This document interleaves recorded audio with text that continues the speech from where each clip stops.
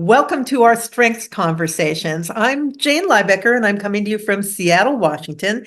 And I am an Eddie Via certified coach, and I use the Clifton Strengths Assessment as one of my tools. Awesome. My name is Monetta Fields. I am joining you from Laurel, Maryland. I too am an Eddie Via certified coach. I love to use the tool, that's Clifton Strengths tool, to highlight, to help others embrace and celebrate their uniqueness. Hi, and I'm Jordan Gillick. I am also an Eddie Via certified coach coming to you from Omaha, Nebraska. And like my friends, I love to use it as a tool and help other people. Awesome. Can you share your dominant domain with us, Jordan? Yes, I am a relationship builder and only a relationship builder. Some people are surprised to hear that, but I'm for relationship building. Love it. And how did you learn about strengths?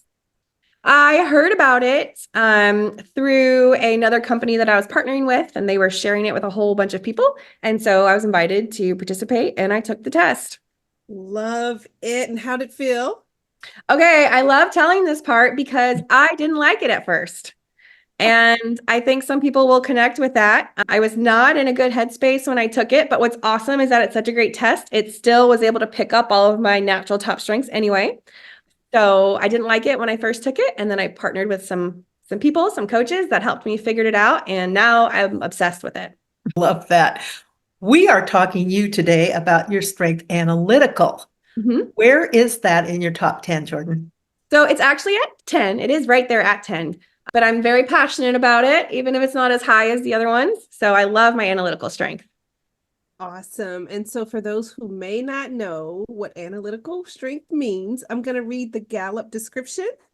It says people strong in the analytical theme search for reasons and causes. They have the ability to think about all the factors that might affect a situation. That sounds valuable to me. How do you feel about that? Does it work the same way for you? Oh, yeah. Jordan, what are your number 1 and number 5 strengths? My number 1 strength is positivity. So lots of high energy and enthusiasm. And my number 5 strength is responsibility. I take psychological ownership of everything I say I'm going to do. Yes, indeed. Can you tell us how you use analytical? Oh, let me give you a great example, if you don't mind. So I have a group of best friends, and we take a trip every year with our family. There's 20 of us, and I am the resident vacation property finder. And that's because my analytical strength allows me to take in all of these different factors. So I'm calculating how many bedrooms do we have? How many pillow spaces do we have? So not just physical beds, right? But can we put kids in beds and have pillow spaces? How far are we from the beach? How far are we from driving from our hometown? How far are we from the grocery store? So is it within our budget? Can we get a better price? Is there a cancellation policy, and is it a good one for us? Because you never know. So I was just thinking about that. That's one good example of how my analytical comes and picks up all these different pieces and puts them together. I think I forgot what the other part of the question was. That's it, how you use it. That's a great example.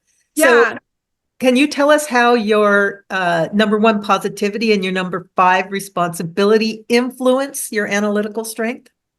So when I got these questions in advance, I was thinking of that, and I'm not sure if I can separate it.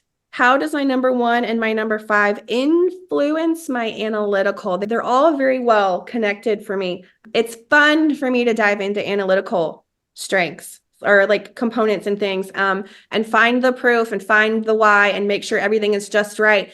And my analytical strength, the way that I can think of it right now, really supports my responsibility strength, because then I feel like I have the proof that I need to be confident in whatever I'm taking ownership of. So it also helps me avoid hypocrisy. We're all human and we all make mistakes, but I'm very passionate to the best of my ability of trying to not be a hypocrite. And so I think that's a good merger of my responsibility, taking ownership, and my analytical.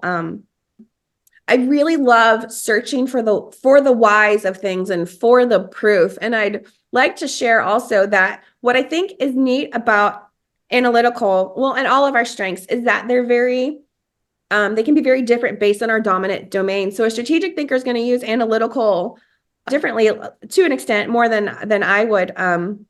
So that's just something to note. But I I love learning and why. And if you tell me something, I'm gonna want you to prove it or back it up. And it's not in a negative way. I just, I want to see it and I want to know. And what's also I love is that I do have these other strengths like positivity, lots of energy, and woo. I love to meet people and be fun and bubbly and charming. And I've been told this before, my analytical strength, once you get talking to me, it gives me a little bit of balance and some stability, so that it's not all like flighty fun all the time, but there's some substance. I'd like to think there's some substance there. So That's great. Perfect. So, Jordan, what would you say to somebody who's sitting on the fence about taking the Clifton Strengths Assessment?